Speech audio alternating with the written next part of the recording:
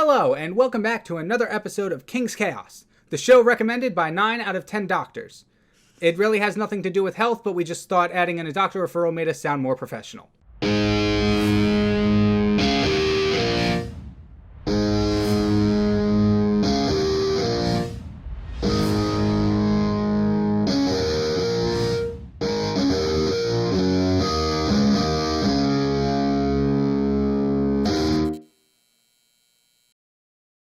Hello everybody, and welcome back to another episode of King's Chaos. I am your host, Kyle Pepitone, aka the Kyng-Pin of Spades, and throughout the show we've had a bunch of very unique and special guests here, a lot of creative musical talents, and today is no exception. Today I am joined here with Amanda Marino, lead singer of Sound of the Fury. Hi Kyle, thanks for having me. No problem, thanks for coming on. So, do you want to, because we've worked together before on like the Morning Buzz and other things with the radio, but I don't know if all of the audience knows who you are. So do you want to give a quick introduction about yourself? Quick intros are so hard. I don't even know what to say about myself. But anyway, I'm Amanda Marino. I am a senior theater and communications major at Montclair State University. I actually attended high school with Kyle here too as well. And I am the producer of The Morning Buzz. And I also am in a band, and I do theater, I do film, I do all of the world of entertainment. So I have always something going on in the world of entertainment anyways. Nice. Yeah. And how is that? How is the whole entertainment thing? Not just like one area of it, but like a bunch of different theater, music, like you said, all that stuff. It's hard right now. It's definitely really hard right now. I am trying to make the most of this time. I'm trying to always like work on new projects. It's just challenging because I don't think anybody ever thought this past year, like the COVID pandemic, was going to be a thing. Right. So like doing theater online, like I just produced a show completely online. Like, oh, really? It's wild to have to take these new avenues with things that you never thought you were going to have to use. And it's just how it is right now. But yeah, we're getting through it. We're getting through it, Kyle. Yeah, definitely. I can't like speak myself on like a lot of that stuff because I've always worked digitally. So the only difference is, and I think I might have said this before in a past episode, but it's just the only difference is a change of scenery. Like instead of being at school working, I'm at home working. So not much of a change there. Yeah, it's entertainment world is definitely something that's always been something that you kind of like need to be in person, especially like music, live music or live theater, film. You're working on a set with a bunch of cast and crew members. There's just not a lot of that right now, or now there's just so many more things that have to go into it. Like I've been on a few film sets since this started, and it's like everybody has to get like tested and everybody has to stay distance. Everybody's wearing masks, and it's like, it's nuts. It's totally a different animal, and it's a lot more preparing than ever before. A lot more like worry and stress. So that's always a good time, I guess. Yeah. Because I remember we were talking about like all the preparations film sets had to go on to when we were talking about the Batman last year. Yeah, I'm actually going on another film set in like 2 weeks, and like we have to all get tested. It's like a mandatory testing beforehand, and like everybody's wearing masks when you're not when you're not acting. And when you are acting, it's like only 4 of us. And like, I luckily know all the 3 other actors besides myself. So it's like, we kind of already know everybody's been being safe and stuff. So it's just like, it's kind of like a trust game, which is so wild too, because you have to just trust the people you're with. Yeah, that they're being safe. Yeah. So it's just different. It's just different all around, but that's not stopping us from still producing great work. And I think you could probably say the same thing, right, Kyle, that you're still able to produce great work, even if it's different.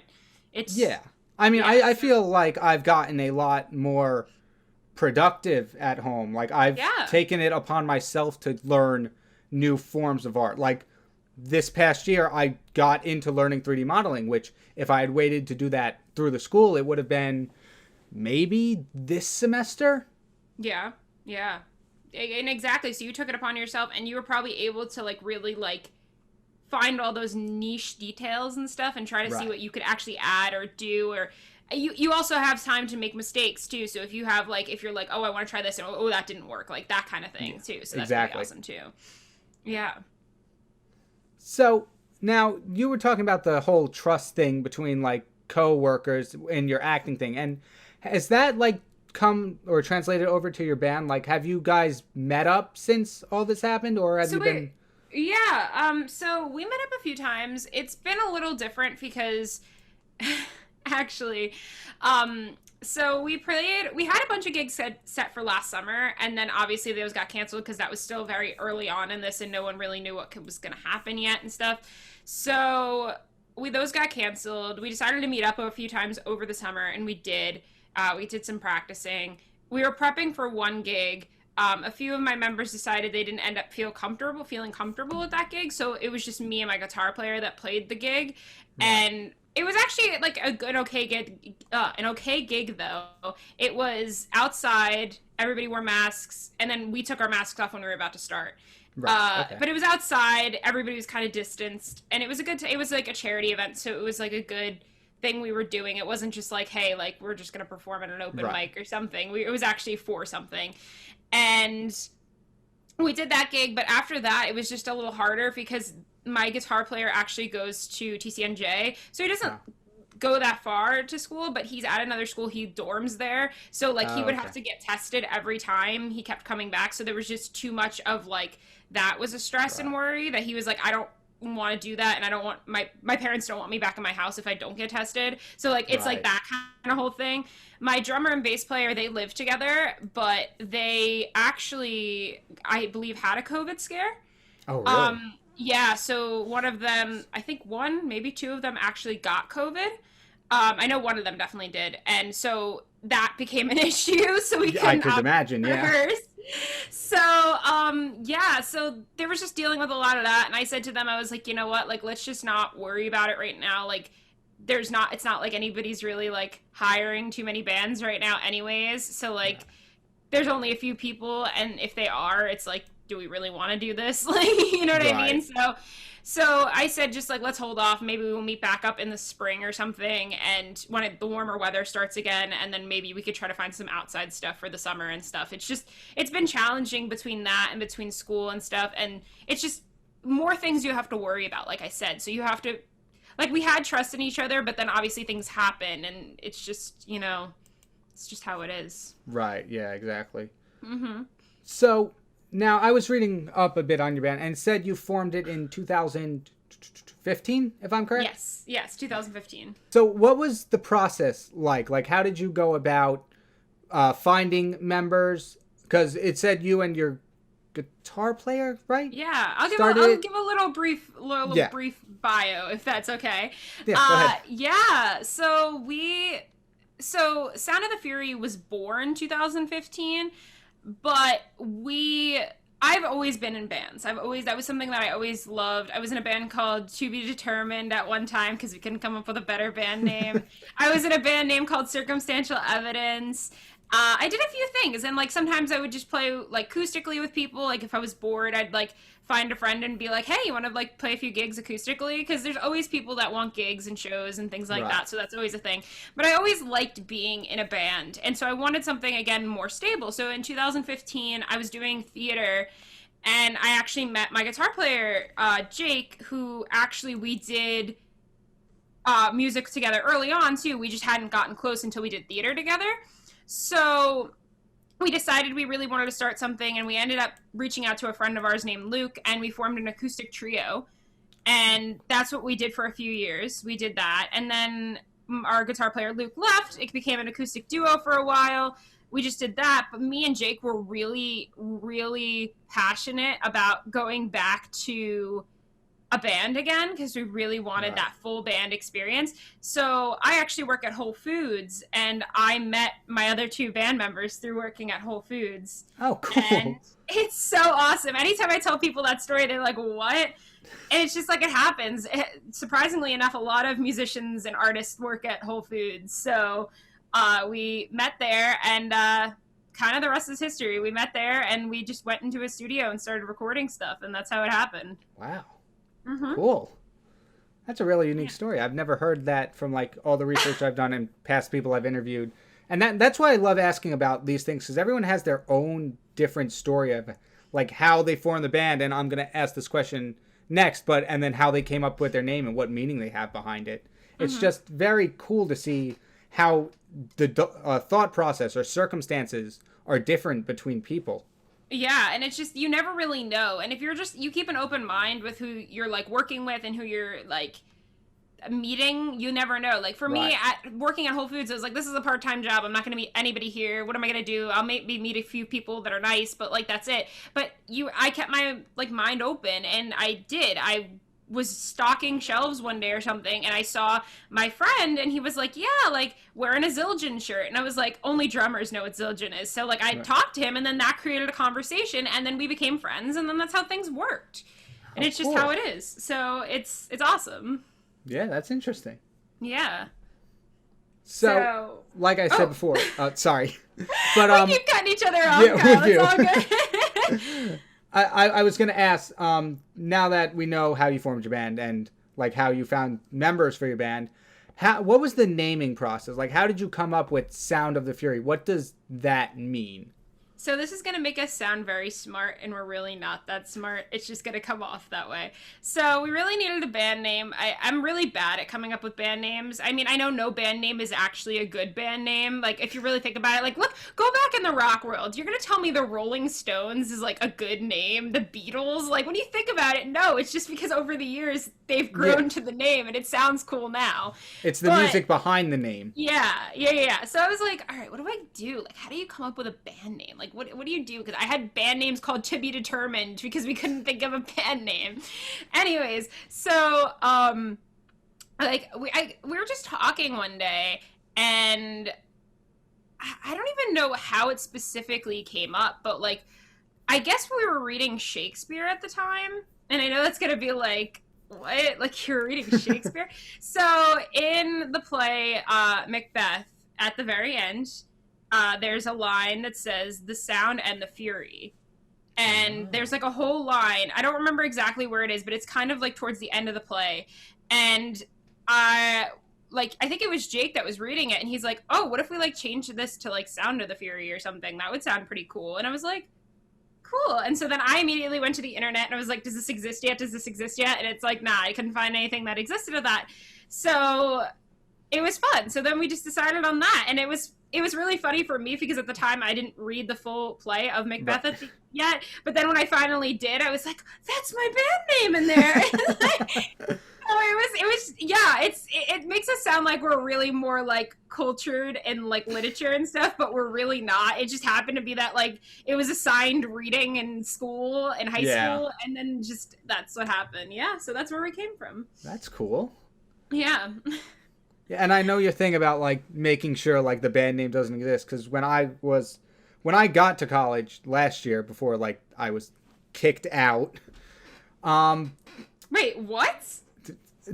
I wasn't actually kicked out, but that's the term I used when they sent us all home for the lockdown. I was gonna say, were you kicked out at some point too? No, I just like to say I was evicted from the dorm just because it sounds fun. They ripped you out, like you were like, no, I need my computer here. Exactly. Yeah, I figured without since most of this is audio, nobody was able to see the air quotes, so I probably should have clarified that regardless. No, you're good. You're good. But when I started college last year, I was trying to start a band. Nothing has really happened yet, but a whole thing about that was coming up with a band name. I'm like, does this exist yet? Did somebody take this yet? Because it's cool to come up with like a name that you think sounds really nice. Like, yeah, this is it, and then find out somebody already did it. Exactly. That's what I'm saying. So it was hard because I was searching like on Facebook. I'm like, oh, okay, every band has like a band page. Like, what do you look for? But like I said, when you think about it, why is the Beatles a good band name? It's a bug. Like, it's like... Yes, but it's spelled B-E-A-T, so it's a pun, too. So that gives it extra points. Well, but what I'm saying is, though, if you were teaching somebody who the Beatles were for the first time, they'd be like, the Beatles are the most popular band name? I'm like, what? Yeah. Like, what? Like, why? But if you think about it that way, it's like band names are supposed to be dumb and stupid. And like, I don't know, unless there's like a meaning behind it, because then the meaning behind it could be cool too. I mean, you listen to Dave Grohl talk about the Foo Fighters. He's like, this is the stupidest band name anybody could have come up with, but now I'm stuck with it. So I can't really do anything about it. So it's whatever. So yeah, that's how we stuck with it. That's pretty cool. I like that because that is a totally different story from the two other artists I've interviewed, where one was they started off with because they thought it'd be a cool name to go on stage and announce that the name was but because that was taken, they had to change it to You Might Be Mine. And then the one I did 2 weeks ago, I think, when I did King Spade, he had a band with his brothers, and it was the Spades in general, because one was the Ace of Spades, one was the Jack of Spades, and then he was the King of Spades. And then when he went solo, and then when he went solo, he just changed it to King Spade, which was also interesting. And then you taking it from literature is a whole nother story. It's like a completely different thing, and it was just like by like coincidence, I think. It was just like you were reading it, and then it was like, oh, this is kind of like a cool line. Right. So, yeah. Yeah, and I think I did actually. That was one of my possible band names when I was looking, because I was reading like you an assigned reading book for college. It was something about extinction. I don't know. I read it at like 5 a.m. I was tired most days, but they were talking about something like, I forget the exact topic, but the line in the book was bloody dead bats. I'm like, hey, that would be a good metal band name. Of course, that didn't happen yet, but... Kyle, what kind of band are you trying to form? A metal band? Not really, because I was thinking of being the lead singer, and I can't sing like that. You sing? Why didn't I know this? Because I really don't. I'm more of a writer. Okay, like, I'm a lyricist, so I've been writing a lot of lyrics in the past few years. But I love that. I would like to go out there and make that work mine, but I don't. I'm still working on finding the members. Like, yes. I found a guitar player, but once again, kind of hard to coordinate, like you said, with your band, with everything going on. With everything going on, yeah. Yeah. So, yeah. But every band doesn't just, like, come out of the blue. Like, most people who love music want to form bands, and they want to form bands in the way of the music that they like. So, with your band, who inspired you to create the band? Who do you aspire to sound like when you created Sound of the Fury? Oh, this is like some deep questions. I love it though. I don't know, like I've always just, I don't really have, I don't think, one artist or like one song that like influenced me to the point of like, this is why I want to make music. It's just, I very much live in a music filled household. Like when I was growing up, my mom and dad always took me to concerts. They would always play music for me, whether it was like classic rock or 80s and musical theater and blues and jazz. Like it was all these different things. Like they didn't just show me like, oh, you have to love the Beatles and that's it. Like it's like they showed me all these different things. They showed me the deep tracks. They showed me everything. And so for me, that was always like, it showed my variety of different music. So I feel like between all of that and between having this musical theater background, which I have as well, it kind of forms this weird mix of why I like performing and what influences my sound and what I like. So Sound of the Fury is very much like a pop rock band. Right. But like I think that influenced our sound and influenced a lot of some of the original stuff that we produced. Like it's very much like in that vein, that it's a very pop rock song, and I think that helps because it stems from all over it. Pop rock are very much the most generic terms you could use, but they're like blending from all sorts of different avenues, if that makes any sense. So okay, that's pretty cool. So so I can't say I have like what I mean. Like sure, I love artists, but like I don't feel like I have one singular artist that was like this is everything from Sound of the Fury, or this is why I made this band to specifically sound like this. Like, you know, Oasis came into being because they really liked the Beatles a lot. Like, that's not, like, I don't feel like I have one singular band that's like, yes, that is the reason I still perform or whatever, if that makes any sense. I see what you're saying. So there's like, you like too much music to narrow it down. Yeah. Like when anybody asks me like my favorite song, I'm like, I don't really have an answer to that because like, I don't have a favorite song. It changes daily. Like, you know what I mean? Some days I'm like, I love this song. And the next day I'm like, I hate this song. Like, so exactly. It just depends, you know? So. Oh, that's interesting. So is there like a specific moment or anything where that made you decide that you want to be in a band? Like, is there anything that happened, like a key moment that said, this is what I want to do. I'm going to start a band because of X, Y, or Z?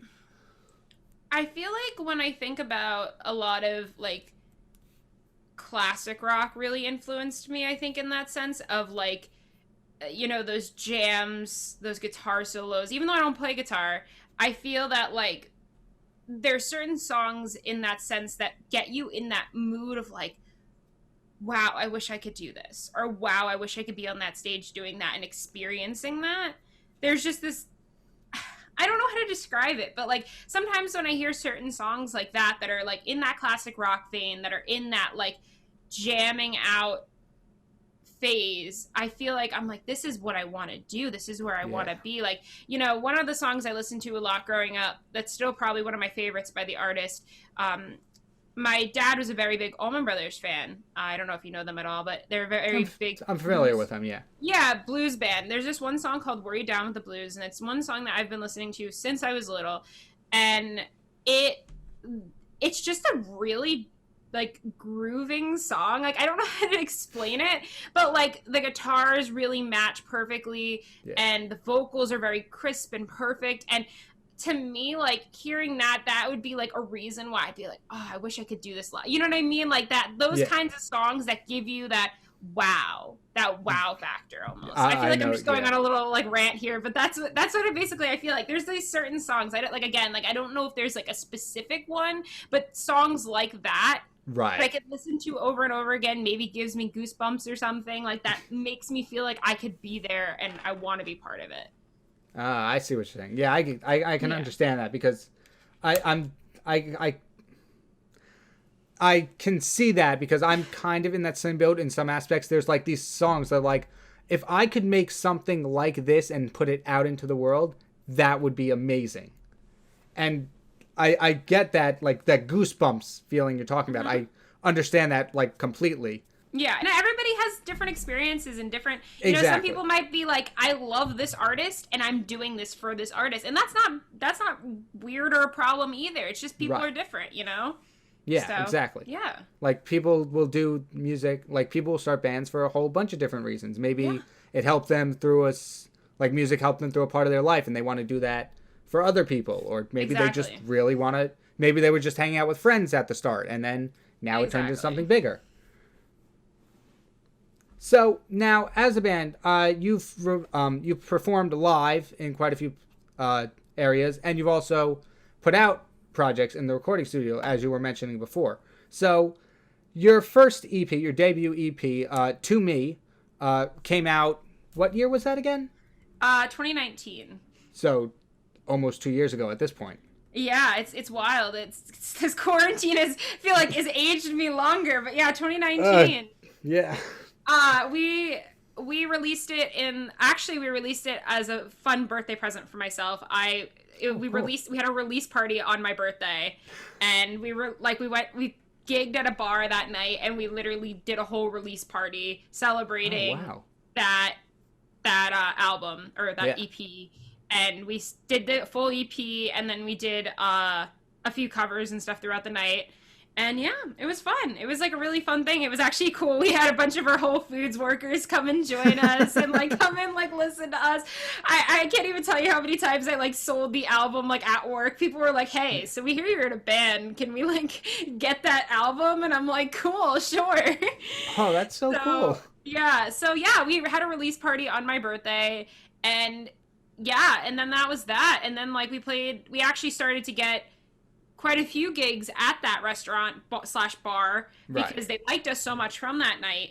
And then, the pandemic hit. So yeah. Yeah. Oof. So yeah, that was that. But yeah, that whole EP thing was really just an amazing experience. After that happened, and we tried to go back right into it and like start trying to practice other stuff, trying to record other stuff, trying to work out other stuff. But like I said, like we only got so far, and then like everything happened. So yeah. That's unfortunate. But like, it's a sad way to look at it, but it's true. Yeah, exactly. But what was like, when you went in to record this EP, what was the message you were trying to go for? What themes did you want this particular work to carry? I love this. I love these questions, Kyle. So where do do I begin? So for me, the ultimate goal for me always was I really just wanted to release music really badly. Like I saw people around me and like releasing albums and releasing EPs and putting things on Spotify and having original music. And for me, for the longest time, I was trying to write. Didn't know how to write. And I just really didn't know where to start. And I had this experience, what was it, summer of 2018. I had this kind of moment with this guy. We were really good friends, and something happened where he was talking to me about something, and I just kind of broke down in tears after it for a little bit, like for reasons I won't explain. But basically, we just kind of like, I had a moment, and I was like, I feel like I need to write. And I was like, that was the first time I ever had like this urge. And I did that. And it's on the album. It is not my favorite song. If I had the choice, I would have ripped it right off the EP because I don't like it. I don't like listening to it. But it was, I felt it was important, and I talked to my band members about it. They thought it was important, especially to have it, because it was the first thing that actually prompted me to end up wanting to write.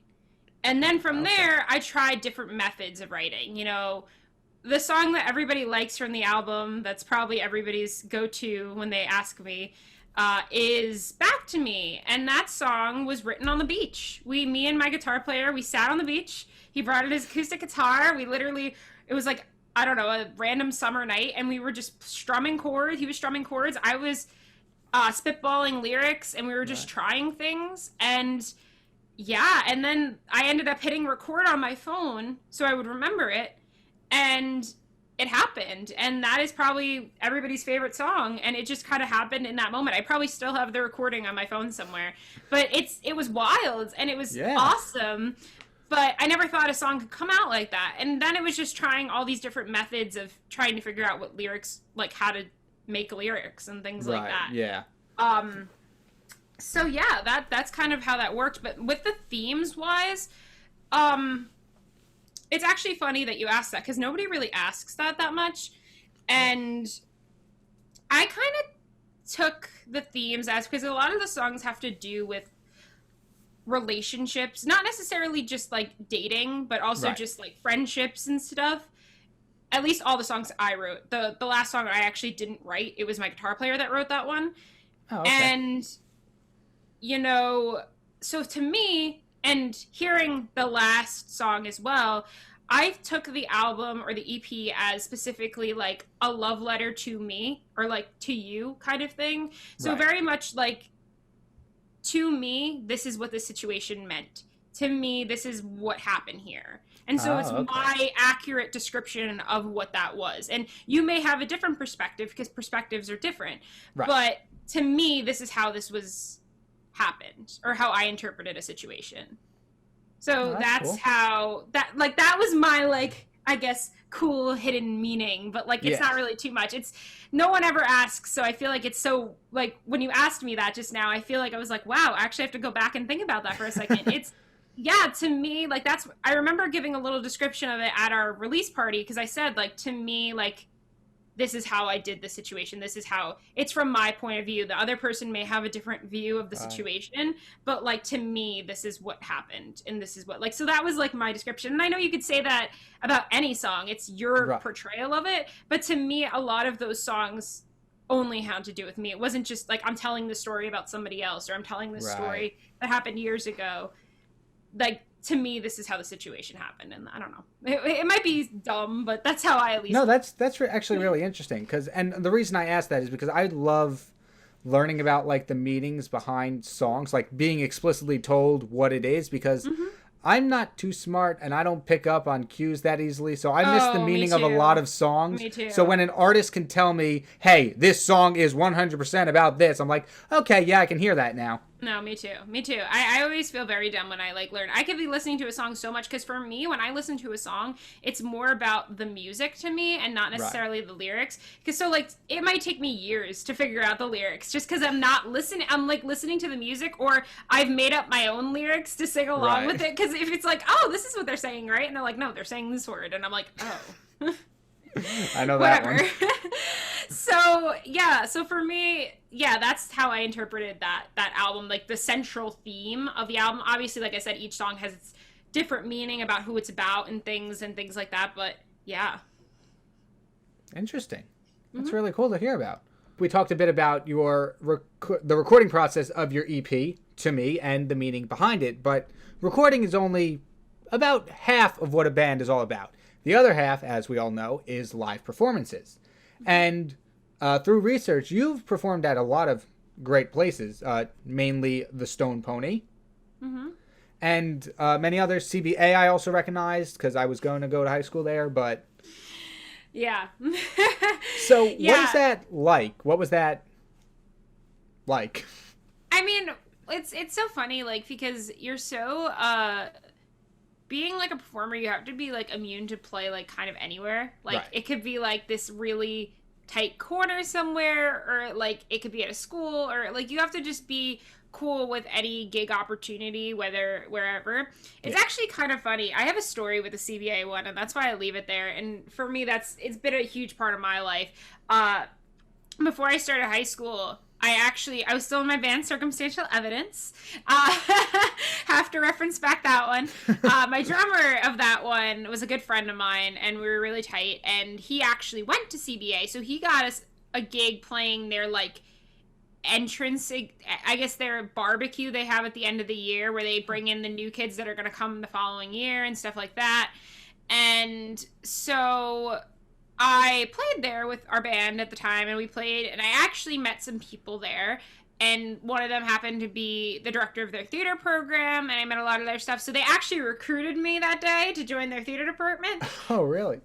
Like now I'm like graduating college, so this feels like so long ago, but at the time, so I ended up spending my 4 years doing theater with them, and doing other things for their theater department. And then I guess take another 3 years after that, and I worked in their summer theater stuff too, to help with their alumni shows and some of the other productions they put on in the summer. So it became like a huge part of my life, actually. And then I made it like kind of like a ritual to perform at the barbecue every year, because I felt like that gave me so many things. So like whether it was with my current band or with just a guitar player or something, I always played there. So there was a few times I played with my guitar player because he ended up attending CBA, so we did that. But we also played some of their talent shows and stuff like that too. But I just made it more of like a ritual for myself, because I felt like it gave me so many opportunities and so many friends and things that I would have never met if I never played that. It's weird how life works out for you, that if you didn't play this one thing or do this one thing, that like your whole life could have been different. Right, exactly. So,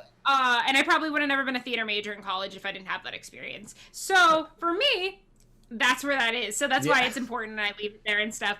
But yeah, I played at CBA. That's always been fun. They've been always very nice and very amazing to us. And, you know, I played at like my old college before I attended Montclair. I, you know, played gigs at the Pony, things like that, other random bars and restaurants, and every experience is unique and different in its own ways. Some people are nice, some people are mean, some people let you do these things, some people let you do these things, and it's all over the place. It's always, live gigging is so interesting, and that's what I'll say, because you never know the crowd you're gonna get, like when you're performing something, and that's the one thing that's actually pretty interesting, is you have to like control your show based off your audience, if that makes any sense too. Because, you know, we have those songs that everybody knows in our sets. Like we do an awesome cover of Sweet Child of Mine and things like that. And, you know, that's a song for people that a lot of people know and that people enjoy, and it's like a crowd pleaser. So if your crowd is really bored and you need to get them into it, like that's always a fun song to be like, oh, these people know how to perform, or these, and get them into the crowd and things like that. So it's like, it's kind of about like measuring your audience and kind of seeing where their level of like, I'm watching you or paying attention to you is. I make a set list for every gig, but like it ends up changing. If it doesn't change, it's not a normal gig. Because so you have to be like flexible to like change like, how the audience is. Yeah, you have to be flexible, and like sometimes, you know, you might have overestimated how many songs you have, or, you know, some things just happen in a spur of a moment of just like I don't even know. Like, for example, like our last gig we performed before the quarantine, It was in February of 2020, and it was at this same bar restaurant that we did our release show at. And so we had known the venue, we know what the audience they kind of bring in, but we play this late slot. It was like a 9:30 to 1 a.m., 1:30 in the morning slot. Yeah. So, and it was like a half hour, 40 minutes away from my house. So like, it was always like I wasn't getting home till like 3 in the morning. Yeah. But anyway, it was a fun gig. We got like a decent amount of pay from them, so we like always took it. And you know, the funny thing for me is that night, in the moment, I think, because sometimes when we're switching between songs or whatever, or coming back from a break, sometimes like one of the other band members will test out a song on their instrument or whatever. So my guitar player is completely the victim of that. He'll play like random Tool songs and things like that on his guitar and just start shredding them. And I'm like, all right, whatever. But I think he started playing Lose Yourself by NMM. And then like my drummer and bass player followed suit.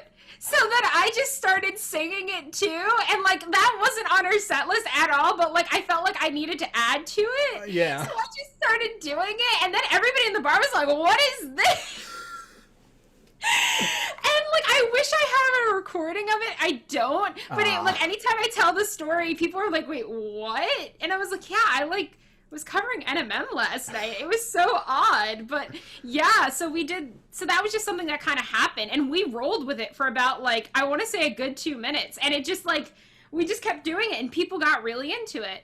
And then you also have to deal with like drunk people at these kinds of shows too. Like that show that I remember that night, like people tried coming over to me and like while I'm performing and literally were like, "Can I like sing with you?" Or like, "I want to come up to you." I'm like, what is happening? So there's a lot of that. There's like, you have to kind of like work with them. If people are dancing, you have to work with that dance crowd. Right. Like, so you don't want to play like a song that won't be danceable after a song that was. Yeah, probably. We tried gearing our set list to like, and as much as this sounds horrible, like we end up playing a lot of easy songs because the easy songs are the songs that people really like, if that makes any sense at all. Like, so I'm talking like The Middle, Jimmy Eat World. It's not a hard song for anybody to play or sing. It's not a hard song at all, but everybody loves it, so you play it. You have to know your crowd. Well, that's what I'm saying. So like, it might be an easy song to perform, but like, it's because everybody likes it, you're gonna do it. So no, I see that. Yeah, it's always like a mixed bag of that you're gonna get, you know, with all this stuff. So you never really know with what the gig is gonna hold and like what's gonna happen at it and what people are gonna like and what people aren't gonna like. And yeah, it depends. Yeah. It really does. But it's always interesting, that's for sure. Yeah, I could imagine that. And like playing at some of the, like, I go back to the Stone Pony, playing at that, how was playing there knowing that like great artist of today like Bruce Springsteen once played there and all that? How did that feel being on that stage? So I'm not gonna lie, this might sound like not the answer you want, but it's not as fun as you would think, actually, because it actually takes a lot more, like, I'm sorry, I just like ruined your mood. The first time I performed there, I was a freshman in high school with my brand Circumstantial Evidence. I was really excited that first time, and I thought it was super fun, and I like pep it up for people and say, "Oh yeah, it's super fun." But honestly, it's not hard to play the Stone Pony. It's probably if I wanted to tomorrow, I mean, not tomorrow right now, but like I'm saying, like if I wanted to tomorrow on a normal day, I could play there. It's just not that hard. It's because a lot of times they need bands to open up for these bigger bands and things. And the thing is with them, what a lot of people don't realize is you have to sell tickets for them. And that's the most annoying part about being a band and playing those kind of venues, because they want you to like sell tickets. And they're like, if you don't sell 20 tickets, 30 tickets, 40 tickets, you're not playing. And then you have to end up giving us money. So it's like you're ending up paying to play, if that makes any sense. And then it just doesn't, like, so like the first few times, like the first time I did it, it was fun, and there was also like 6 people in my band, so it wasn't hard to sell the tickets. But as like your group gets smaller and things change, it gets harder. And like, so the last few times I had been playing there, it was more because it was a charity event, and I did that because of that, not necessarily because like, oh, I was dying to play there again. And don't get me wrong, the acoustics and stuff in there is great. And you always see people you know there, and it's fun, but it's like also it's a pain if you have to sell tickets to people that come, you know? Yeah, I could imagine that, yeah. Like, so instead of me going to, that's why steer towards restaurants and bars a lot because they pay you to play, and that's what you'd rather. Okay. Like, you know what I mean? Like, because I don't really take gigs anymore unless it's like I said, a charity thing where unless it's charity, I'm trying to make money off of it. So like, you know, like I don't want to walk away with anything less than like $400 a night or something. Yeah, or that something makes like sense. that. So that's where I'm kind of like I'm at with that. So Right. yeah, so like it's fun to play there, and I don't want to make like sound like oh all my hopes and dreams are down the drain. It's just like those kind of venues like there and like the Brighton Bar and a lot of those kind of places that are along the shore, they like make you sell tickets, and it's kind of annoying. Yeah. So yeah, because I've seen I went to see You Might Be Mine there and a bunch of other. They did a whole like winter party thing, and I noticed they were trying to sell like tickets beforehand because yeah, and that's the thing, you have to amp up your promotion, and it's like it's sometimes so much more stressful than you want it to be when it's supposed to be something that's just fun. And I don't know, like, so then sell that many too, it gets so stressful and it's just too annoying. And then it's like, then I have to lay out money, and it's like, why do you want to lay out money to play? You know what I mean? Like, it's just, it makes no sense. So yes, the acoustics are great. It's fun because like, you know, all these amazing bands have gone through there, but at the end of the day, it's not really like completely worth it. Right. So, okay. If you know what I mean. I feel like I just crushed all your dreams, but like... You're right. It wasn't the answer I was expecting, but I kind of should have expected that from like prior knowledge. But it's okay. It's okay. still good to know because yeah, exactly. I mean, like, don't get me wrong too. I've thought about it again too. Sometimes when I see that they need like opening acts for like. Sometimes it's more of these like headliner bands, and then I'm like, all right, you know what? Maybe I'll do that. But then I don't know, something comes up or whatever, and then I just don't bother. Right. But yeah, so there's that. That's interesting. I never like really thought about it that way. I just figured like, oh, playing live, it must be like nerve-wracking to start, but then once you get on stage, no, it really depends. Like, yeah, and honestly, like your nerves start to go down a little bit more when you realize like when you're at like again like a restaurant or something, half the time people aren't listening to you. They're just like it's in the background. So unless you're doing something like at a bar that like I said, people are dancing or something or whatever, nobody's noticing you, or they're really drunk and they don't notice you. You know what I mean? So they're just like, cool, I know this song. And so for me, one of my biggest things, because I know anybody, when people ask me about singing and stuff, they're like, oh, you must be so stressed, you must be so nervous. Honestly, the most nervous I get is because I'm afraid I'm gonna mess up the lyrics, and that's my biggest thing. Never about hitting a note, it's always about the lyrics. And because I'm always afraid someone's gonna be like, she messed up the lyrics right there, and I'm like, no I didn't. And then I just like try to hide, and that's like where my anxiety kicks in right there. But otherwise, no, it's not as bad, especially when you start playing or you're playing for like 3 hours or something. Oh, I also remember another gig story I think that I had that was pretty funny that just came to me actually, that you might get a kick out of, Kyle. So we were playing this bar, last minute gig. It was outside on the water, so it was really fun. Like, it was a cool location, but it was just me and my guitar player, and we were just kind of like chilling, doing our usual stuff, and I guess we got to a point where people were like, can you play this? Can you play that? And we're not one of those kind of bands that like usually does requests or anything. But we're like, you know what? Why not? Who cares? We'll see what happens. So we end up taking a request. At the time, the song Shallow was really popular, so they asked us to do that. And we did that. My guitar player didn't know it at all, so he like literally pulled up the chords on his phone real fast, and we were trying it out and seeing what happened. People were into it anyway, even though we were just like learning it on the spot. And then someone then requested Party in the USA by Miley Cyrus. So then we just started playing. I actually recorded it on my phone because I knew like it might be actually good, and then we're gonna have to have this for times to. It wasn't that good. But it was so funny for me to like relive a childhood memory and be like, I'm gonna have to sing Party in the USA. I was like, I used to just shout this at Sweet 16s and like I don't know, birthday parties, and then like now I'm singing this at a gig and I'm getting paid here to sing this. I'm like, okay, it's whatever. It's so funny that you brought that up because I have not a similar story, but a story relating to Party in the USA. Oh my goodness. I don't think I've ever mentioned this before, at least on the show. You might know, but I was in a early college program in high school called the Early College Academy, ECA.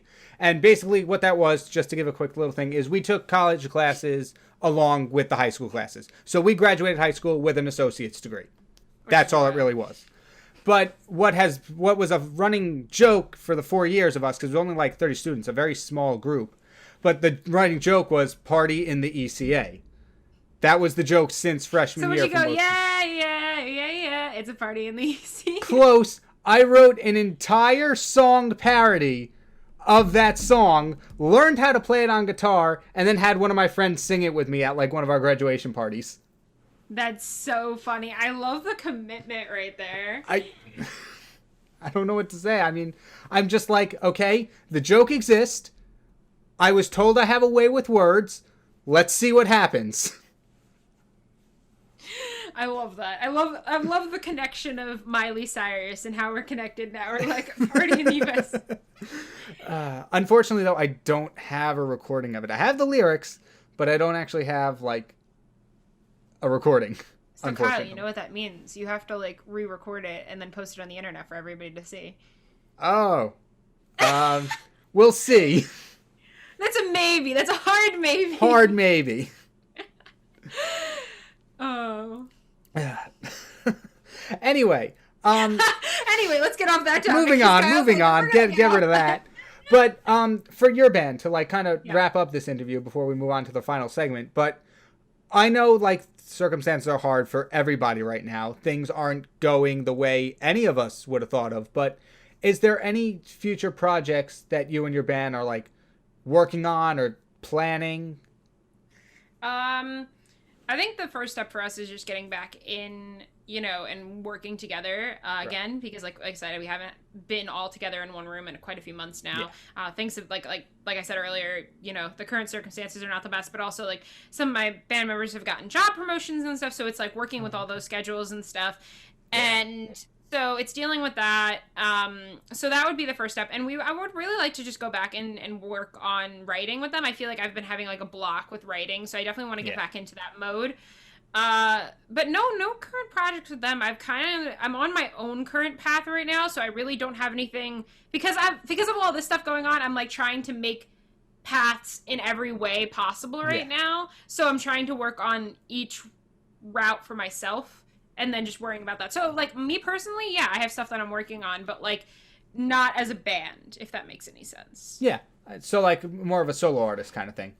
Yeah, solo, just, like, current career stuff. I'm about to graduate, so I have a lot of, like, that kind of stuff that I'm working on and things like that. So, yeah. So I'm working on more stuff for myself because I have to just do that. And then, like, if the things work out or, slowly we get all vaccinated or whatever the case may be, like then we could meet together and then that route becomes open again, if you know what I mean. Like there's all these different streets you could take, and like I'm working on all these ones right now, and then the other ones are gonna come later, hopefully. So, like, some of these roads are under construction right now. There you go. That was the right term. So like right now I'm doing a lot more stuff with radio and with theater currently, but maybe like the music is kind of on hold a little bit, like you know what I mean.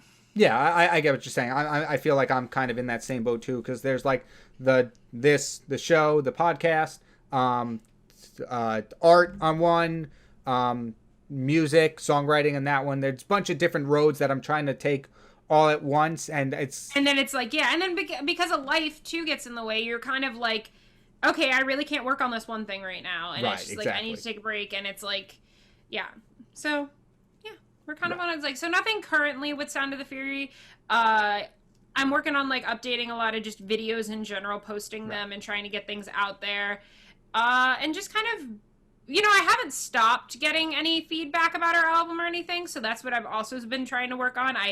Back in the end of last year or something, I actually sat through a music licensing webinar for our music. I actually like sat in with this guy who actually worked on How I Met Your Mother and a few other TV shows. That he actually listened to our album and gave us, or one of our songs that I sent in, and he gave me like critiques and stuff on it, and like he really liked it, but then he was like, maybe this could be mixed better and stuff like that here. So he gave a lot more of like recording critiques for us and like mixing, so if we went back in the studio and recorded it, but he gave us like this whole few things to work on. So I'm really big into the music licensing. I think you knew that, Kyle, but it was something that I've always like kind of wanted to be curious about, because that's your next route a lot of times with like when you release an EP or an album, like trying to get your music into things so people Right. hear it, like movies and Yeah. TV shows and things like that. So that was like kind of helpful advice for me because I like was trying to get was our music even any good? And like Right. I was trying to get that from somebody that wasn't biased. Okay. So that was something that we did, that we worked on. But other than that, nothing really Sound of the Fury oriented right now at this current moment. No one can really blame you. It's been a rocky Yeah, road. like I said, yeah. But with that being said, we are going to move on to our final segment of the show, Royalty Recommends. And here's the intro.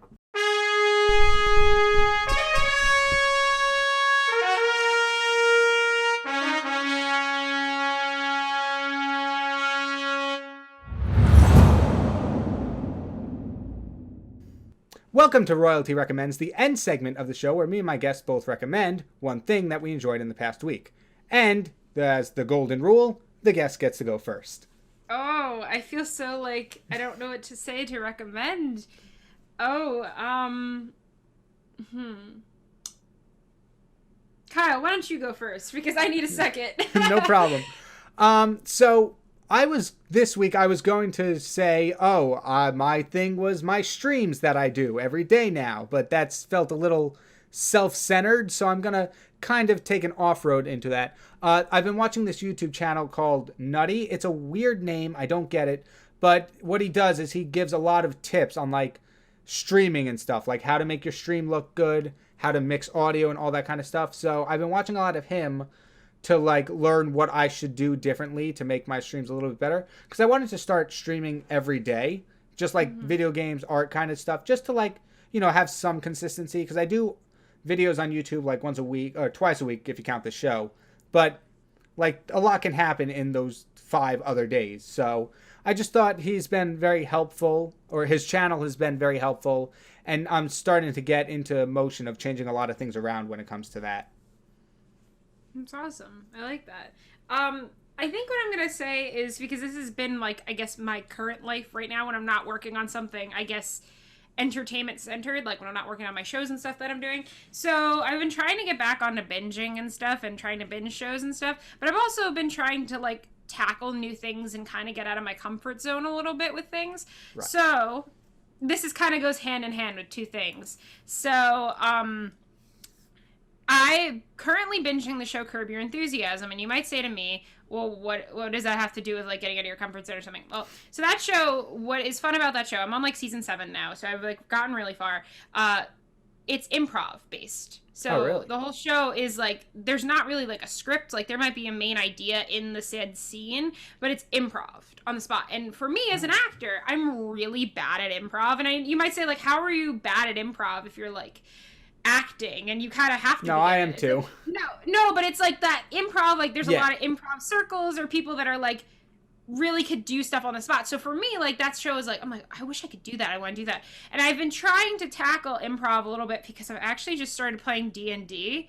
And that might sound really nerdy, but I'm in 2 sessions now, or 2 campaigns. Oh, cool. And I'm playing.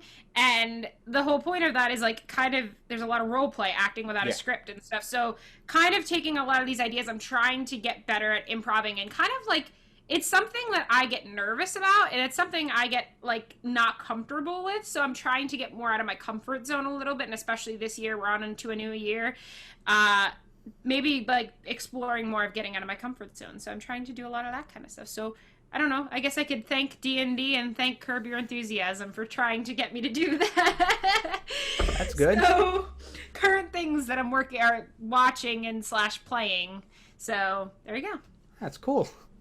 Yeah, I was trying to get into Dungeons and Dragons. I think spring is when I started hearing about it around campus, but then obviously things happened. And well, yeah, so we've been playing virtually, so it's been very interesting to try to tackle that. But like, I'm playing in 2 different campaigns. One being one that's like very inexperienced players, and then one that's very experienced players. So like, kind of taking from both and trying to be like, how do I play? I'm playing with 2 different groups of people, and then it's like, it's trying to get me more like I said, comfortable / like trying new things and things that are out of my comfort zone and where I don't really know. Like with like music and theater and stuff, like I'm in more of a comfort zone there. I know what I'm doing, but then when I get to something like this, I'm like, I don't know what I'm doing. So like, Right.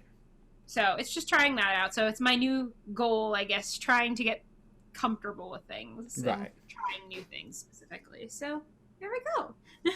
That's cool. Yeah.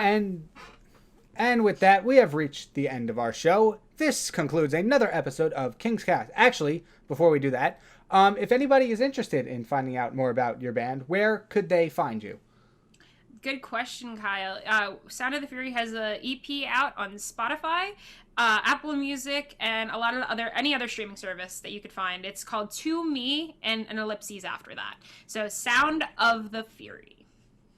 Cool. And if you're watching on YouTube or one of those other platforms, there will be links to those kind of things. Thank you, Kyle. Hey, no problem. Thank you, everybody else, for tuning in. Thank you for joining me for this PIN-terview, as we called it. I forgot to say that at the start. But it's been a lot of fun. I've gained a lot of new insight that I haven't gotten from the other two. So I'm with each PIN-terview I do, I'm getting more and more knowledge. And soon I will amass the whole knowledge of the world and become unstoppable. That's the goal. That's the goal of the show. You're going to just become unstoppable. Exactly. That's why there's a new topic every week. There we go. I love it. I love it.